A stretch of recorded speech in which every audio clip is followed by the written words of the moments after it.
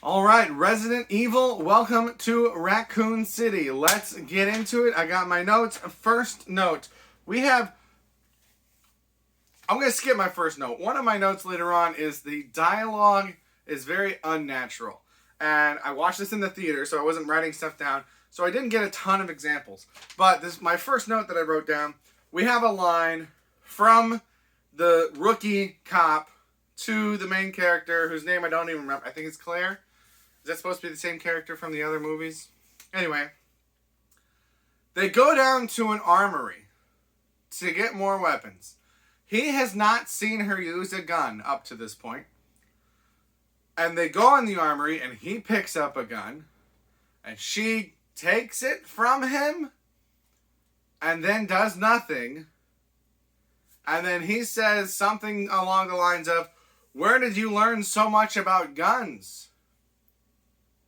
You haven't seen her use gun. She just took a gun out of your... She didn't, disarm you. She just, took it, to hold it for you. He's like, "Where did you learn so much about guns?" You haven't seen her use any guns. Why would you ask that question?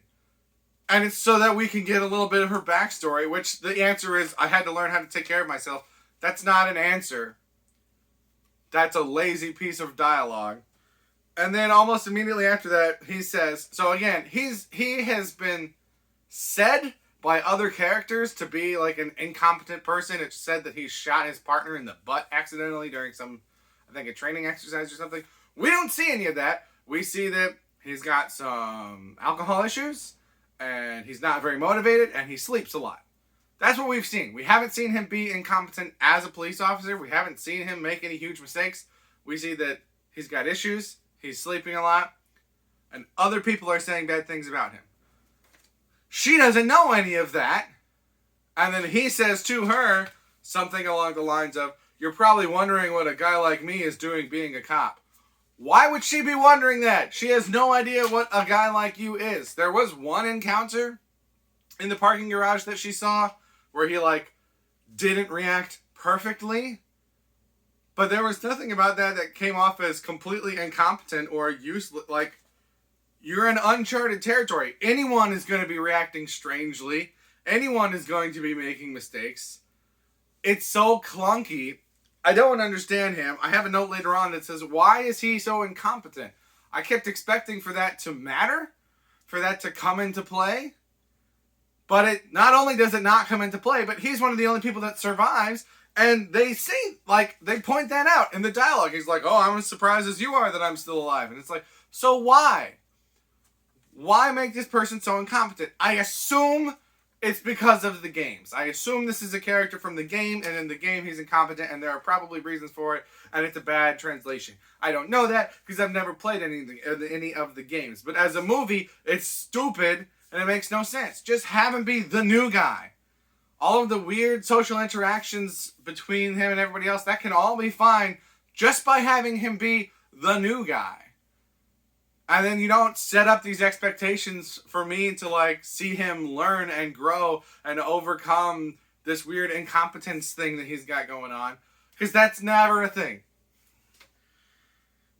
Dialogue's unnatural. I already talked about that. Zombies aren't consistent. So this is true in all the Resident Evil movies. Not just this one. But if you're going to reboot it, do it better. But we still have some zombies that will skulk and crawl and creep and get very close to you and then disappear. And then for dramatic effect, they'll pop up on the other side and then they'll attack you very violently. And then we have other zombies that will just run straight at you.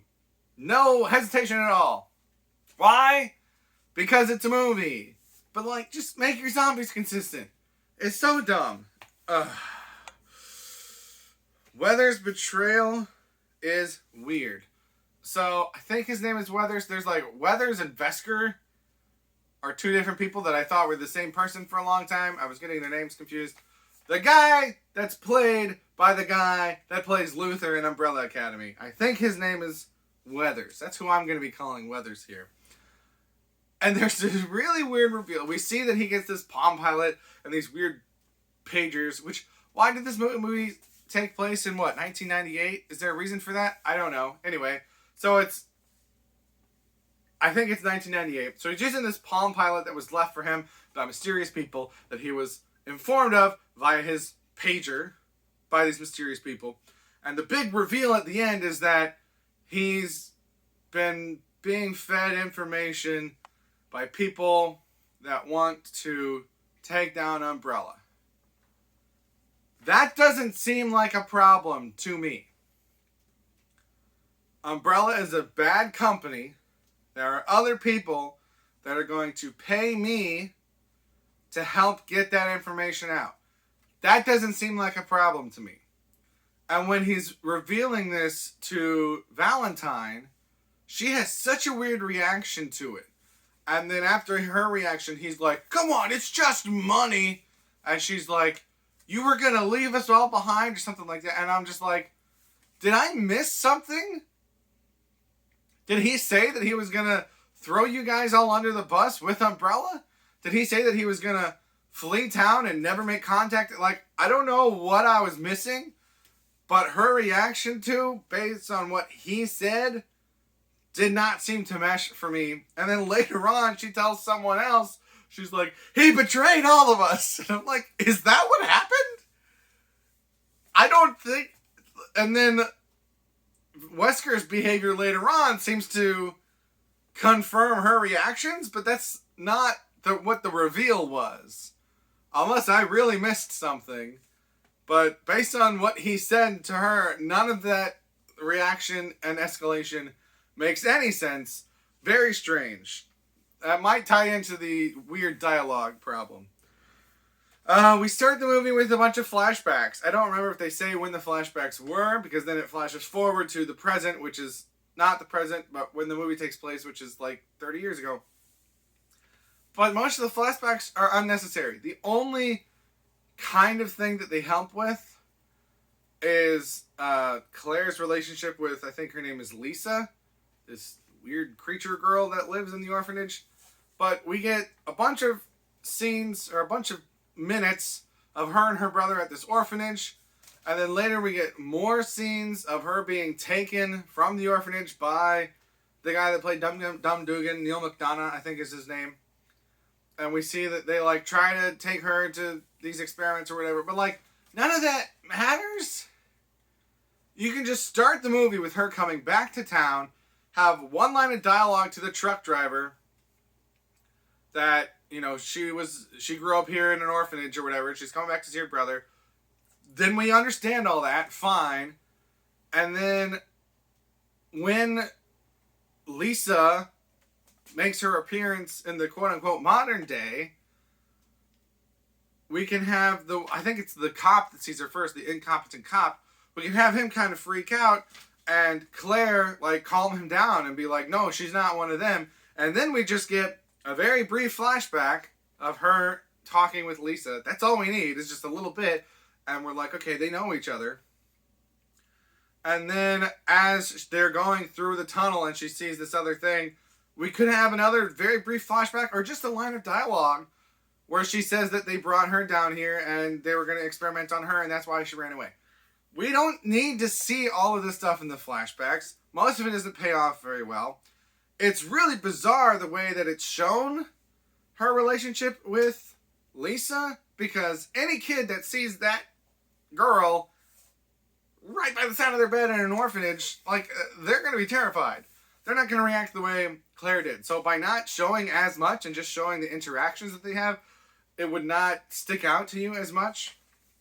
Also, the kid that played her brother as a kid, his hair looks way more similar to the cop's hair in the modern part of the movie. And so when we first see the cop, I thought that was her brother because they've got the same kind of hairstyle. And then it turns out it's Robbie Amell, who we don't see until way later. So that was very confusing. Flashbacks, completely not helpful. The brother should definitely be infected. We have scenes where he's getting completely surrounded by these zombies. And even if none of them bite him, if they scratch it, at least in the old movies, if they scratch him or anything like that, then that's game over. And so I was expecting that to come into play later in the movie. Like, oh, he got scratched and didn't even know it. No, it's never a thing. And like, if you don't want him to get infected, fine. But then don't show him completely overcome with zombies. Because what you've trained us, the audience, to expect is that any little scratch is going to be a death sentence. So then just don't put him in that situation. Just have him have a bunch coming at him, but he outsmarts them, or he shoots them all, or he escapes, or whatever. Just don't have him have like 8 zombies on him at once and then just get out completely unscratched. That's not believable.